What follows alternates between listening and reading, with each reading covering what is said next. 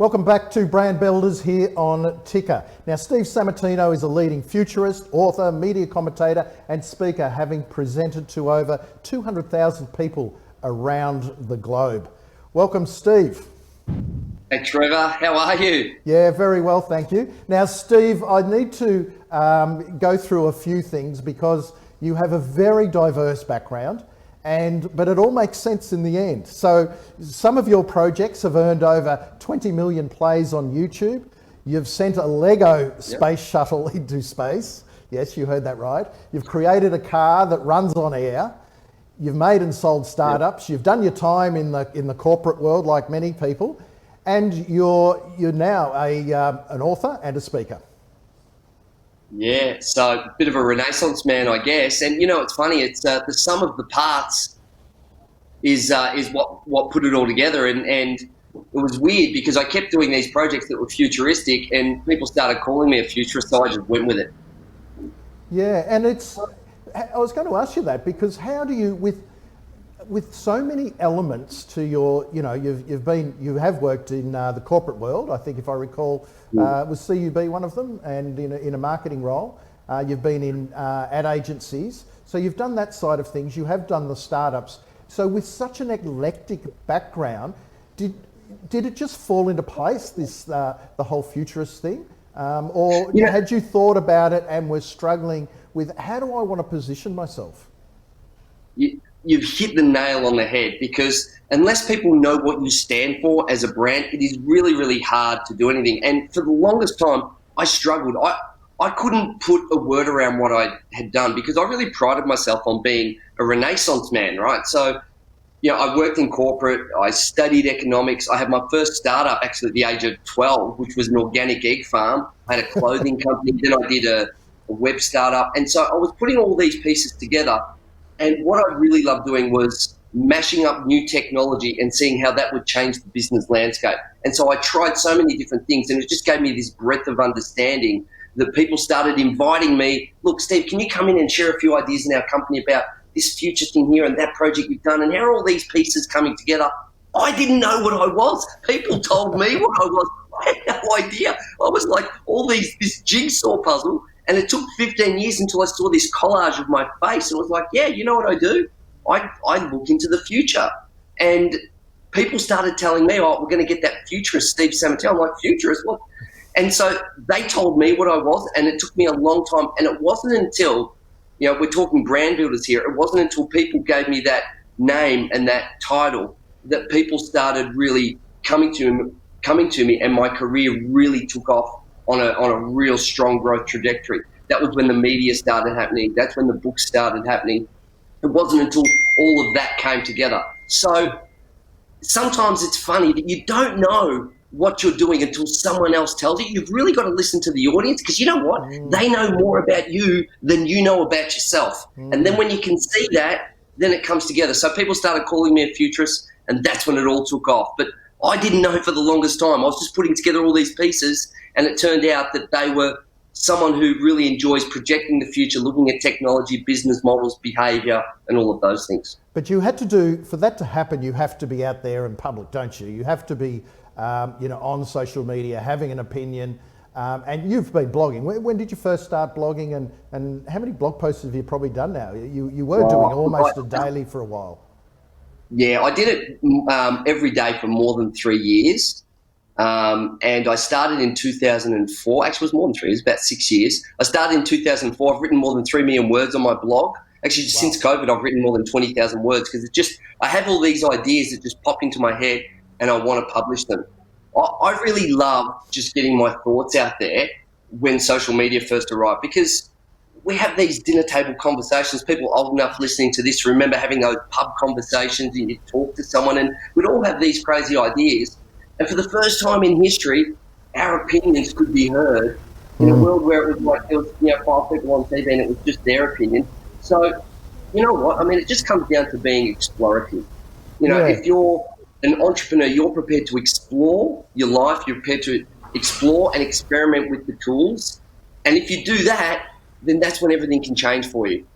Yeah, it's interesting. It's certainly very counterintuitive, where a lot of the personal branding wisdom is to sharpen down to one thing, and I guess your one thing is that futurist. But really, to get around to it, you've had to experiment and almost play it out in public.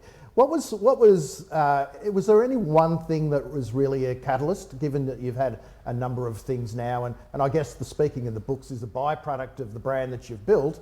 What about the car? Now, there was two things with Lego. One was can you walk us through the two little Lego, not little, those the two Lego projects?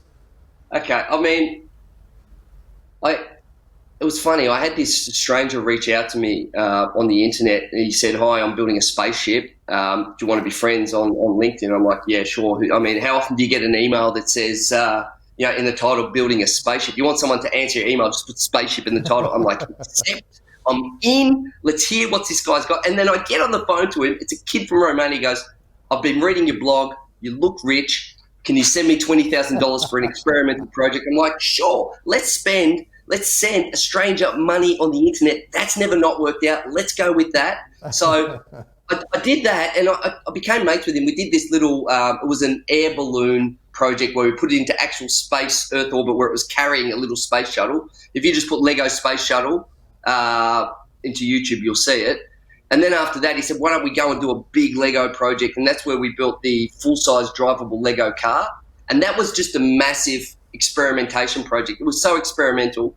First of all, we crowdfunded it because it was too weird for the crowdfunding websites. So we got 40 people on Twitter to give $500 each, and it was like we raised 20K to buy the Lego and do it. Ended up costing me another 60 grand or something. I hope my wife never hears this; she'll kill me. But we ended up doing this project. It took us, I thought it'd be 3 months. It took 18 months, and then we drove it. And the engine was made of Lego. The engine ran on air. We put it up on YouTube, went viral, had 10 million hits on YouTube, 100 million hits for all the people who stole my footage. Thank you, internet. I know that's what you're for. Stealing things, that's what it's all about.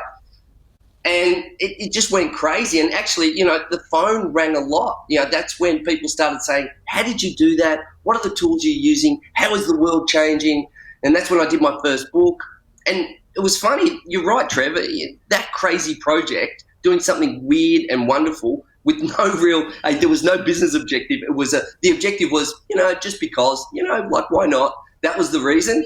But it turns out that all the things that we do in our private life, if we have the sentience of mind, we can pull them into little paces, and they weave a little pattern of where business is going, because things happen with humanity first before they happen in business. Yeah, and if you can weave a pattern together and tell your story and your brand, people realize what you stand for, and then they'll pull towards you.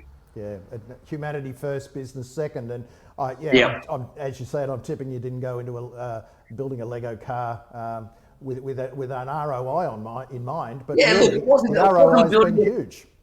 Exactly. Well, the ROI it actually was huge. I mean, I wasn't building it to drive the kids to school in it, but I just did it to do it. And I often think that in the spreadsheet era of society, it's like, does everything add up? Are the numbers there? We're really missing something. I mean, if it was that everything had to have a timeline and a budget, humanity would still be living in caves, right? Two important things. You've got to go over budget and over time and do something crazy. You do that, and then you're going to see the seeds of greatness. You're going to see an emerging pattern. I mean, the social web that we all take for granted today was crazy people doing, online chat forums. Who's chatting onto the internet? It's people with neck beards, just weird, and now look, right, it's everyone's life. So the fringe dwellers are the people who invent tomorrow's front line. And, get on the fringe. Get on the fringe. Samma, you now get every time I turn on the radio or open up something, open up a newspaper, you're there being covered. You're probably not opening up the newspaper, maybe getting on news.com.au or something like that. You're there. You're a omnipresent media commentator, but you're also a professional speaker, and you're speaking all around the world. Probably not currently, but you've got a number of years in the bank doing gigs virtually every week. Plus, you've had two best-selling books. Those three books, media coverage, and speaking. What comes first? What kicked off everything, or they all work in tandem? There's a bit of synchronicity there. Have you stopped and looked at that side of things? There was a bit of synchronicity. For me, I was doing speaking a lot, but not professionally. People say, oh, I want to become a professional speaker. How do you do it? And get your brand and your ideas out there. I did it for free for 10 years. I didn't even know you could get paid for it. I remember I did a gig one day and an agent came up to me and said, how much do you charge? I said, how much do I charge? Hello, welcome to my life. What are you talking about? I've been giving this gift for 10 years. And I used to do that to promote my startup. I had an early sharing economy startup called rentoid.com, and I would go to the startup functions because it's a cheap and easy way to promote your business. Offer your services, your ideas to other people in the same world as you, and then you get invited in. So I was doing that for 10 years. And then the book really gives you a reason to get picked. Now, while it's important that you've got to be good at speaking to get invited back, the hardest thing with speaking is actually giving someone who's going to pay for you a reason to pick you, right? There's got to be a reason. They need to justify you to the person with the budget. Oh, here's this guy, he's a best-selling author and he's done this viral stuff and had the Lego car and he's on media. That's where it happens. And also, what's interesting is that everyone thinks, oh, I want to get on mainstream TV or on the biggest media property out there. Here's the thing. You've got to do your yards and your hard work in those basic times before you go big, because that's when you'll learn it, and that's where big media look to get new ideas and new talent. So it's this beautiful fit. You just got to do it at the most provincial level. I'm not afraid to go down there and speak at a local business person's club with 5 people around a card table. If you can add some value, that value will be recognised, and then you build up. So for me, it was a whole lot of things just all came together. Yeah. But you need to have a reason to get picked, and sometimes having a product that people like and revere, or a project that you've done, is a good reason. And then when you get into the paid area, the most important thing before knowing how well you can speak is they've got to have a reason to justify to pay you. So if you're an author or you've done a project or had a startup, all of a sudden they can justify you. So that's where that happens. So what just sort of summarising all that, Sammer, what would be some of the sort of tips for people just to do their thing, to believe in who they are and to follow that course a little bit? Yeah. Absolutely. I would say the first thing is publish your thoughts, right? You've got to think live. You've got to think out on the web, right? And you've got to be able to take the scars and take the hits. I get trolled a lot. I'm a little bit left-leaning and future the technology for humanity rather than technology for big tech. You've got to have an opinion, put it out there, and then shape what you become, sharpen the saw as you are moving forward. You've got to learn live. You've got to publish and learn as you publish. So I would say publish as much as you can, put your thoughts out there, but more important, stand for something. Have an opinion. Something for everyone is something for no one. Know what you believe in and put your beliefs out there. And we can see this even in the extreme right-wing media and extreme left-wing. The reason they get so much coverage is because they stand for something. And even though we might abhor how they behave, there is absolutely a big important lesson in that. You've got to stand for what you stand for, and then it becomes easier for people to see what your brand is. I like that. And I like sharpen the sword as you go along. You hone your point of view. You won't just one day wake up and it's there. You're going to have to sharpen it over time. And blogging is a terrific way to do that. And then also connecting with people on social media, the various social channels, Twitter being a really good one. I know you're very active there. Speaking of which, how can people connect with you, Steve? Where can they find you online? Yeah, so stevesammartino.com. You should totally sign up to my email list. I put out a crazy thought once a week on something that's going to blow your mind, so do that. But say good day on Twitter, at Sammartino, my last name, on Twitter. You can find me there and find me at my website, and you can find me on LinkedIn. So stevesammartino.com, and all my links and where you can find me are on there.